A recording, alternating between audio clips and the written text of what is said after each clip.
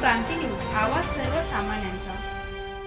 अवैधरित्या दारूची वाहतूक करणाऱ्या वाहनाचा भीषण अपघात। सटाणा पिंपळनेर रस्त्यावरील ढोलबारे येथे घडला अपघात। बागलाण तालुक्यातील ढोलबारेजवळ आज सकाळी अवैधरित्या दारूची वाहतूक करणाऱ्या इनोव्हा गाडीच्या चालकाचा गाडीवरील नियंत्रण सुटल्याने कार पलटी झाली।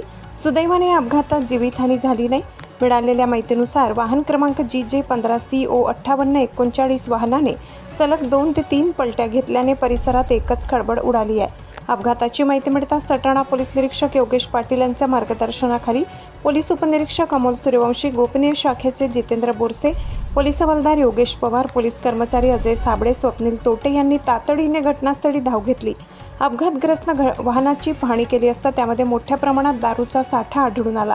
पोलिसांनी वाहनासह दारूचा मुद्देमाल ताब्यात घेतला असून पंचनामा करण्याची प्रक्रिया सुरू केली आहे। या अपघातात वाहन चालक जखमी झाल्याची माहिती मिळत आहे। जखमी चालकाची ओळख आणि दारूचा साठा नेमका कुठून आणला जात होता तसेच तो कुठे नेण्यात येणार होता याबाबत तपास सुरू आहे। दरम्यान लाखो रुपयांच्या दारूची अवैध वाहतूक होत असताना संबंधित यंत्रणांना याची माहिती कशी मिळाली नाही असा प्रश्न उपस्थित केला जात आहे। विशेषतः राज्य उत्पादन शुल्क विभागाच्या कार्यपद्धतीवर नागरिकांकडून प्रश्नचिन्ह उपस्थित केले जात असून या प्रकरणाची सखोल चौकशी करण्याची मागणी होत आहे। पोलिसांनी वाहन जप्त करून पुढील तपास केला असून अवैध दारू वाहतुकीच्या साखळीचा उलगडा होण्याची शक्यता व्यक्त केली जात आहे। महाराष्ट्र क्रांती न्यूजसाठी वृत्त संकलन विभाग, सटाणा।